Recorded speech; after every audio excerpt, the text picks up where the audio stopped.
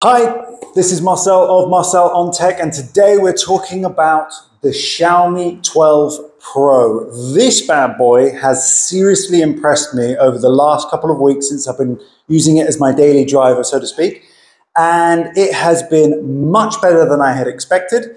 I initially went in with fairly low expectations, actually, as it's sort of a mid-ranger phone, but it has been much better than I expected. And I want to tell you exactly why. So let's get into it right now. So we're talking about the Xiaomi 12 Pro, and this device has actually blown me right out the park in the sense that when I first got it, I was actually not expecting that much from it. I read a few reviews, I saw a couple of videos, and people were kind of like, yes, it's very much a sort of mid-ranger phone. But that's actually not really the case. There's much more to this than I think a lot of reviewers have given credit for. So let's start at the beginning with the box, because the box really is very special, only in the sense that, firstly, it's massive. Look at the size of it. Most boxes are not like that anymore. But also, and most importantly, you get something in the box, which is, you get a plastic condom case, which goes over the phone brilliantly, and I'll explain why that's incredibly useful in a moment. But it goes over like that, provides great protection. You can still see the very nice coloring on the back, but it also provides very much needed corner protection as well as screen protection. When you put it down, there's enough of a lip so that it doesn't actually damage it. But even more than that, there is something else that comes in the box, and that is the charger. The charger comes in the box, and it's 120 watts.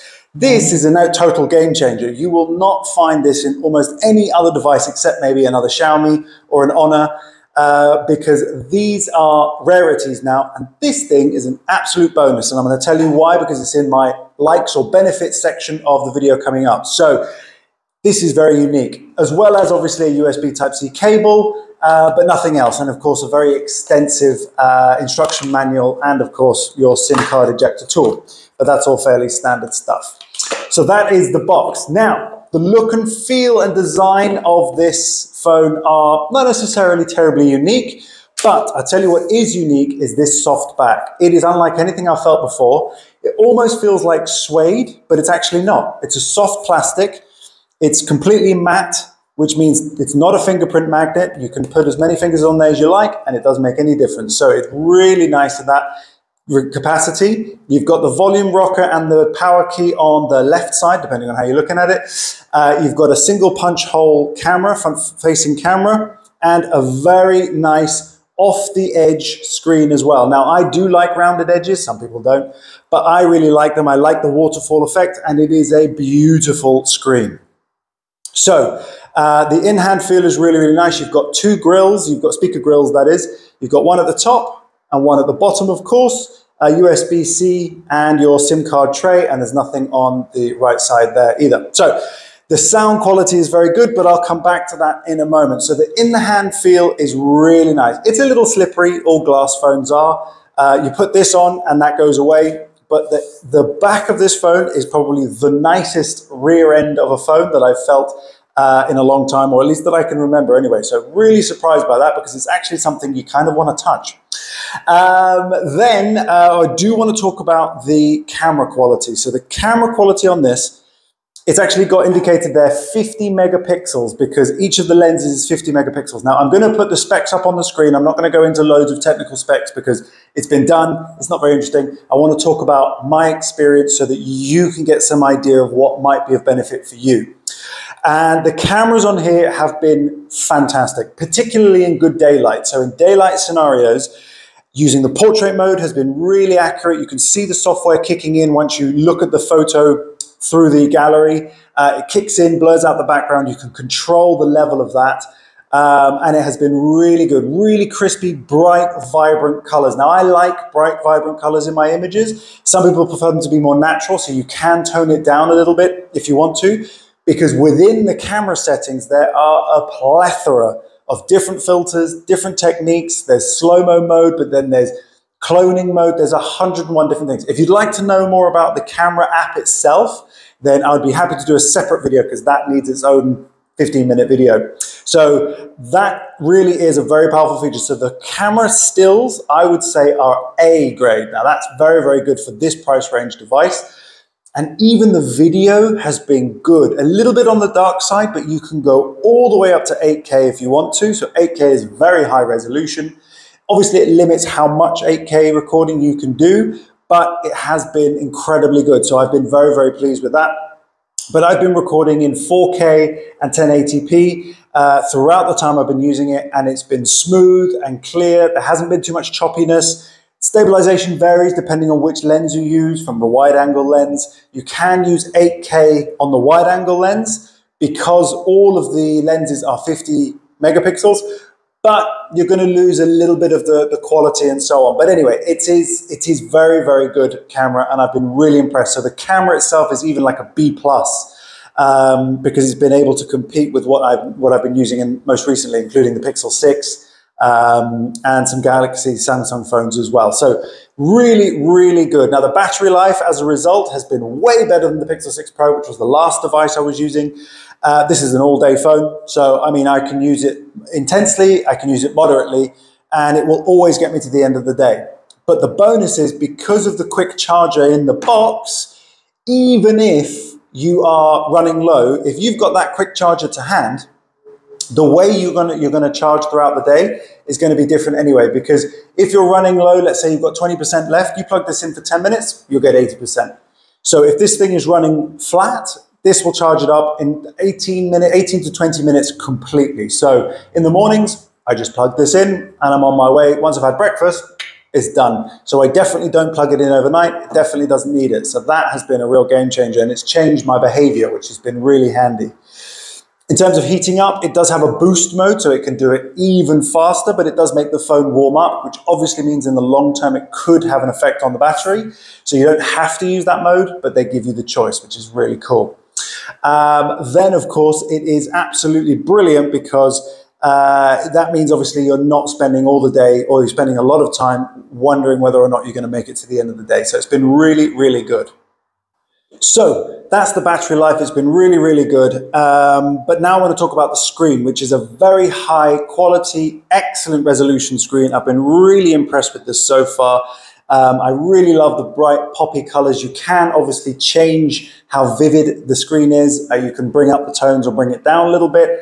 But I absolutely love the brightness of the screen. It does cope with very bright weather, which I do live in a climate that's very, very bright, and it's had no problem with outdoor bright levels. But the screen quality itself has been absolutely brilliant. I mean, if we look at an image like that, absolutely stunning. You can't go wrong with that, really, to be honest.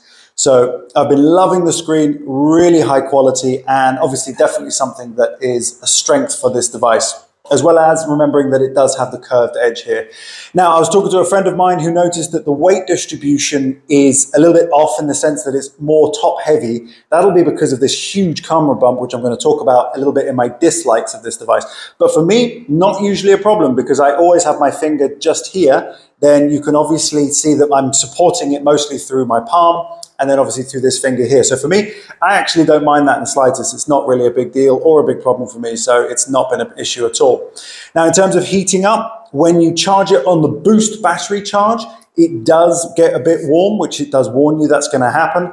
I've gamed a little bit on this. I've done some very cool flight games on it when I put a little video on, and they are very, very cool. It's managed the heat and the throttling very, very well. Nothing has really made it very hot, except editing or rendering a video using the software that I use to make my videos. But it hasn't been halfway as hot as the Pixel 6 Pro got. That was so hot, I couldn't even handle it. This has just got warm. It hasn't actually got really, really hot, and it's been rendering videos very quickly as well, so that's super cool. So the front-facing camera has been very, very good. I've been very impressed with that. It's something that is stable and controlled. It goes up to 1080p resolution. You can even do 4K on the front facing camera, and even the stability is acceptable as well. So really been very impressed with the camera quality on here as well. So it's been excellent. Now, the sound quality, as I mentioned already, you've got two firing speakers, one at the top, one at the bottom. It's managed by Harman Kardon, which is very cool. So that does mean that it seems to have a very good balance of sound when you're playing videos of any sort. It definitely seems to emit sound very, very nicely and evenly. So if we put that on there, it's actually very, very clear and easy to hear. Catch my full review of this awesome phone very, very soon, coming out ideally tomorrow. That's it then. Lovely. So it's a good sounding system from the top and the bottom, so it's very equally balanced, and you don't have to usually crank it up super duper loud, which has been great. Now, the software on this has improved a lot. MIUI, or MIUI 13 as it now is running off Android 12, and it is good. It's good. It's not excellent. There are some things that are a little bit annoying about it, like the app recommendations, for example. So when you go into a folder, sometimes it recommends apps. So if I have my collated social media apps here, it actually recommends other apps to me at the bottom. I don't like that. Don't need it. I've actually tried to switch it off in the settings so that it doesn't make recommendations. Still does it anyway. It's a classically Chinese MIUI situation. Not a lot you can do about it, but it's easy to ignore. So it's not the end of the world. So it kind of goes into my dislikes category. But otherwise, the operating system has been really good. You can choose between having an app tray, or you can obviously have them all stuck up on the side here whenever you have an app involved. But I don't like to do that. I prefer to have the app tray. And it's quick, it's fluid, it's quick, it's easy. The animations are fast. You can speed them up a little bit if you do developer mode, which I always do.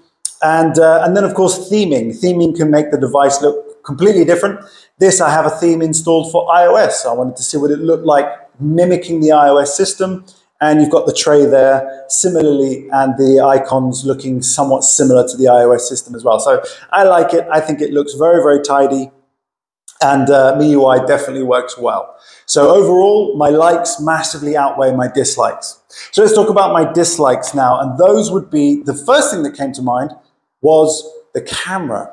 So this camera bump actually protrudes an awful lot from the phone. So you've got the metal camera bump rim, and then you've got a glass rim as well. And that sits a good half a centimeter away from the body of the phone. And the other thing that's very strange is how sharp it is. It's very surprising just how sharp that glass edge is. And I'm surprised it passed any form of compliance that may have been required, because you can actually scratch yourself on that camera edge. It's very, very bizarre, but it is what it is. And when you put the bumper on, you don't really feel it. They've actually got a lip on there to protect the camera, but also it diminishes the edge of that glass as well, so that's good.